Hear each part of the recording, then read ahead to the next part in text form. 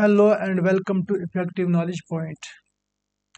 आज हम मीर तकी मीर की गज़ल नंबर 1 को पढ़ेंगे। ये आपके निसाबी किताब बहरिस्तान में शामिल है।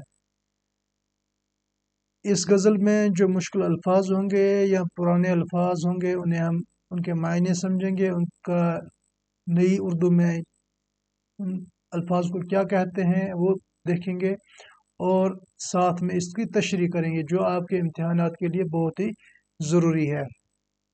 पहले हम इस गज़ल को पढ़ेंगे। हमारे आगे तेरा जब कसू ने नाम लिया।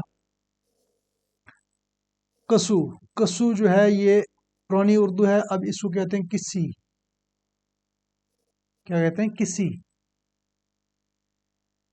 हमारे आगे जब तेरा कसू ने नाम लिया, दिले सितम ज़दा को हमने थाम थाम लिया। सितम ज़दा, जिस दिल पर सितम किया गया हो, जिस दिल पर जुल्म व सितम किया गया हो, उस पर मुश्किलात आई हो, गमगीन हो, वगैरह वगैरह। थाम थाम कहते हैं संभालना को, ठीक है।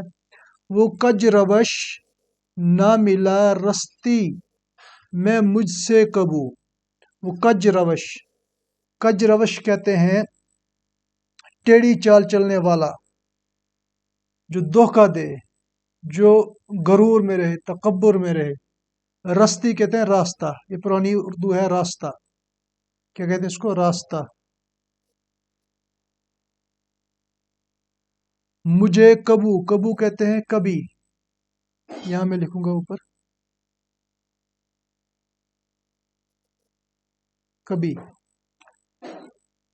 न सीधी तरह से उनने मेरा सलाम लिया। मेरे सलीके से मेरी निब्बी मोहब्बत में तमाम उम्र में नाकामियों से काम लिया। अगरचे गोशा गजी हूँ मैं शायरों में मीर, पर मेरे शेर ने रुए ज़मी तमाम लिया। गोशा गजी, गोशा गजी कहते हैं तन्हाई में रहने वाला। तन्हाई में रहने वाला,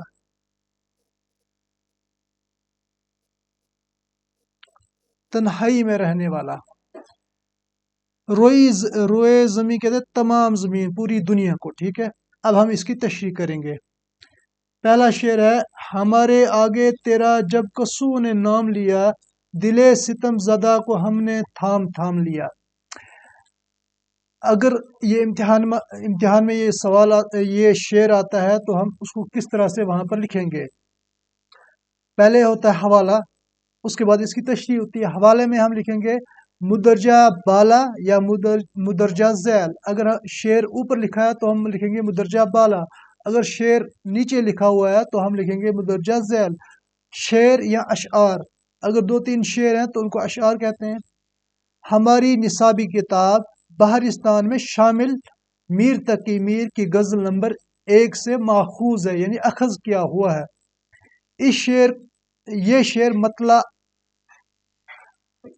में मतला आया हुआ है, यानी ये पहला जो शेर है, पहले शेर को हम के दूसरे में जो पहला शेर होता है उसको हम मतला कहते हैं। जिस तरह से आखिरी शेर है उसको मकता कहते हैं, जिसमें शायर अपना तखल्लुस इस्तेमाल करता है, तो इसको हम मतला कहेंगे।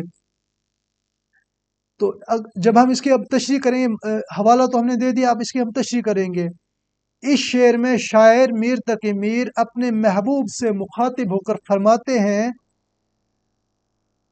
अपनी बेकरारी और अपने गमगीन दिल का जिक्र करते हुए फरमाते हैं कि ऐ मेरे महबूब, जब कोई हमारे सामने तुम्हारा नाम लेता है, हमारे आगे तेरा जब कसू ने नाम लिया, कि जब हमारे आगे तेरा किसी ने कोई नाम लेता है तो हमारा दिल जो पहले से ही दुखी है, गमगीन है, सदमों में से जख्मी है, और वो ज्यादा बेकरार और बेकाबू होने लगता है, मगर दिले सितम ज़दा को हमने थाम थाम लिया। मगर हमने अपने दिल को बड़ी मुश्किल में संभाला है और इसको अपनी मजबूती से काबू में किया और بکھرنے نہیں دیا ہے۔ تو یہ شعر کا پہلے شعر کی تشریح ہو جاتی ہے۔ اتنا ہی اگر آپ امتحان میں لکھو گے تو یقین ہے کہ آپ کو پورے جو نمبرات ہیں وہ مل جائیں گے۔ اب اس کا دوسرا شعر ہے، وہ کج روش نہ ملا رستی میں مجھ سے کبو، نہ سیدھی طرح سے ان نے میرا سلام لیا۔ تو اس شعر میں جو ہے یہ کج روش کو کہتے ہیں ٹیڑھی چال چلنے والا، رستی کہتے ہیں سچائی کے راستے پر چلنے والا یا ایمانداری کے ساتھ چلنے والا۔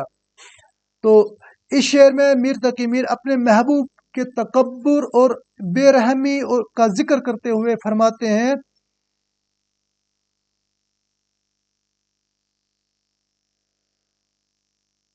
شاعر جو ہے میر تقی میر اس میں اپنے محبوب کی بے رحمی، غرور، تکبر اور اس کے عشق کے عاشق کے دل کی کیفیت کو نہایت سادگی اور محبوبانہ انداز میں، مؤثر انداز میں بیان کرتے ہیں۔ فرماتے ہیں، جب راستے میں محبوب سے ملاقات ہوتی ہے تو وہ بڑی ٹیڑھی چال چلتا ہے اور اپنی غرور اور تکبر کی وجہ سے مجھ سے خوش دلی سے نہ ملا، یہاں تک کہ اس نے میرے سلام کا جوابی خوش دلی یا محبت، خلوص اور شائستگی کے ساتھ نہیں دیا۔ یہاں پر کہنا چاہتے ہیں کہ جب وہ میرا محبوب مجھے کہیں راستے میں ملتا ہے، پہلے تو ایسا معاملات ہوتے ہیں کہ وہ ملتا ہی نہیں ہے، لیکن جب مجھ سے ملتا ہے تو جب میں اس کو سلام کرتا ہوں وہ میرے سلام کا صحیح طریقے سے جواب نہیں دیتا ہے، پرخلوص ہو کر دل محبت کے ساتھ، خلوص کے ساتھ، شائستگی کے ساتھ وہ میرے سلام کا جواب نہیں دیتا ہے۔ وہ صرف سلام کا جواب اس انداز میں دیتا ہے کہ کوئی غیر ہو، جس طرح سے کوئی غیر کو ہم جب سلام کرتے ہیں وہ سلام کا جواب دیتے ہی آگے بڑھ جاتا ہے، اسی طرح سے میرا محبوب میرے سلام کا جواب دے کر آگے بڑھ جاتا ہے، مجھ سے حال چال، یہاں تک کہ مجھ سے اچھی طرح سے بات بھی نہیں کرتا ہے۔ میرے سلیقے سے میری نبی محبت میں تمام عمر میں ناکامیوں سے کام لیا۔ اس شعر میں محبوب اپنی محبت کی داستان بیان کرتا ہے۔ فرماتے ہیں کہ میں نے اپنی محبت کو ہمیشہ صبر، برداشت اور اچھے اخلاق کے ساتھ نبھایا ہے اور کبھی بھی بے صبری کا راستہ اختیار نہیں کیا ہے۔